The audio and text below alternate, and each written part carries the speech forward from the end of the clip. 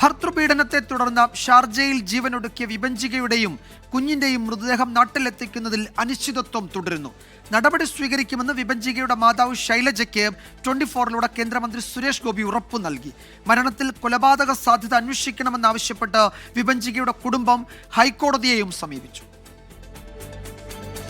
വിഭജികയുടെയും മകളുടെയും മരണം നടന്നിട്ട് ഒരാഴ്ച പിന്നിടുമ്പോഴും മൃതദേഹങ്ങൾ നാട്ടിലെത്തിക്കുന്നതിൽ അനിശ്ചിതത്വം തുടരുകയാണ്. മകൾ വൈഭവിയുടെ മൃതദേഹം UAE-യിൽ സംസ്കരിക്കണമെന്നാണ് പിതാവ് നിതീഷിന്റെ ആവശ്യം. ഇതിനെതിരെ വിഭജികയുടെ കുടുംബം ദുബായ് ഇന്ത്യൻ കോൺസുലേറ്റിനെ ബന്ധപ്പെട്ടിരുന്നു. കോൺസുലേറ്റിന്റെ ഇടപെടലിൽ മൃതദേഹം വീണ്ടും മോർച്ചറിയിലേക്ക് മാറ്റി. വിഭജികയുടെയും കുഞ്ഞിന്റെയും മൃതദേഹം നാട്ടിലെത്തിക്കാൻ നടപടി സ്വീകരിക്കുമെന്ന് മാതാവ് ശൈലജയ്ക്ക് കേന്ദ്രമന്ത്രി സുരേഷ് ഗോപി ഉറപ്പു നൽകി. Good morning with R Sreekandan Nair ഷോയിലായിരുന്നു സുരേഷ് ഗോപിയുടെ പ്രതികരണം. അമ്മ തന്നെ പറയുന്നുണ്ട്, കേരളപുരത്തോ അല്ലെങ്കിൽ ഭർത്താവിന്റെ വീട്ടിൽ സംസ്കരിക്കണമെങ്കിൽ അവിടുത്തെ നിയമം പറയുന്നത്, അനുശാസിക്കുന്നത് ലീഗലി സെപ്പറേറ്റഡ് അല്ലാത്ത ഘട്ടത്തിൽ പ്രയോറിറ്റി ഫോർ ദി ഹസ്ബൻഡ്.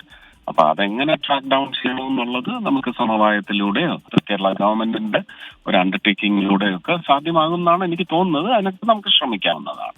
ഷാർജയിലെത്തിയ വിഭജികയുടെ മാതാവും സഹോദരനും കോൺസുലേറ്റ് ജനറലിനെ കാണും. വിഭജികയുടെ ഭർത്താവ് നിതീഷിനെതിരെ ഷാർജ പോലീസിൽ പരാതി നൽകാനും കുടുംബം തീരുമാനിച്ചു. വിഭജികയുടെയും കുഞ്ഞിന്റെയും മരണത്തിൽ കൊലപാതക സംശയം ഉന്നയിക്കുകയാണ് കുടുംബം. ഇക്കാര്യത്തിൽ അന്വേഷണം വേണമെന്ന് ഹൈക്കോടതിയിൽ നൽകിയ ഹർജിയിലെ ആവശ്യം. മൃതദേഹം നാട്ടിലെത്തിക്കാൻ ഇടപെടൽ വേണമെന്നും ഹർജിയിൽ പറയുന്നു. 24 ദുബായ്, കൊച്ചി.